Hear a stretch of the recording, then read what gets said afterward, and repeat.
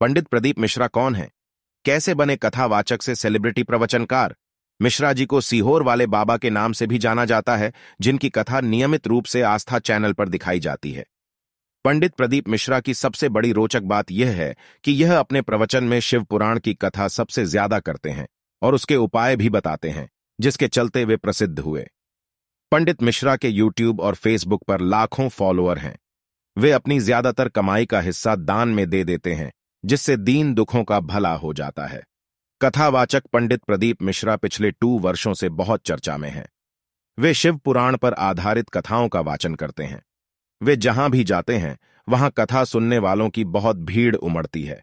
कथा के साथ ही वे जीवन को सुखी बनाने के लिए छोटे छोटे उपाय भी बताते हैं। इस कारण भी वे बहुत लोकप्रिय हैं। आओ जानते हैं कि वे कैसे बन गए कथावाचक से सेलिब्रिटी प्रवचनकार।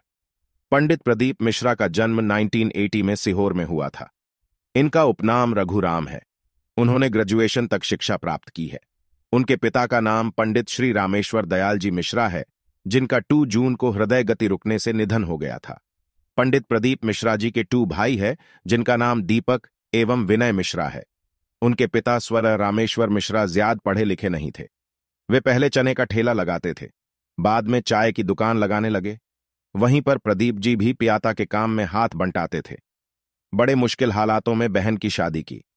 पंडित मिश्रा को बचपन से ही भक्ति भजन में काफी रुचि थी, जिसके चलते वे अपने स्कूल के दिनों में ही भजन कीर्तन किया करते थे।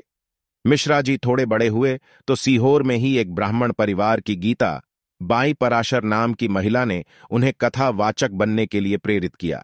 वो दूसरों के घरों में खाना बनाकर गुजारा करती थीं। मैं उनके घर पर गया था तो उन्होंने मिश्रा जी को गुरु दीक्षा के लिए इंदौर भेजा। गुरु श्री विठलेश राय काका जी उन्होंने दीक्षा लेकर पुराणों का ज्ञान प्राप्त किया। गुरु और गुरुमाता ने उन्हें शिक्षा दीक्षा देकर कहा कि तेरा पांडाल कभी खाली नहीं रहेगा। पंडित प्रदीप मिश्रा जी ने प्रारंभ में शिव मंदिर में कथा वाचन शुरू किया। वहीं वे शिव मंदिर की सफाई भी करते थे। इसके बाद सीहोर में ही पहली बार मंच पर कथावाचक के रूप में उन्होंने शुरुआत की। अपने कथा के कार्यक्रमों में पंडित प्रदीप मिश्रा लोगों से कहते हैं, एक लौटा जल समस्या का हल।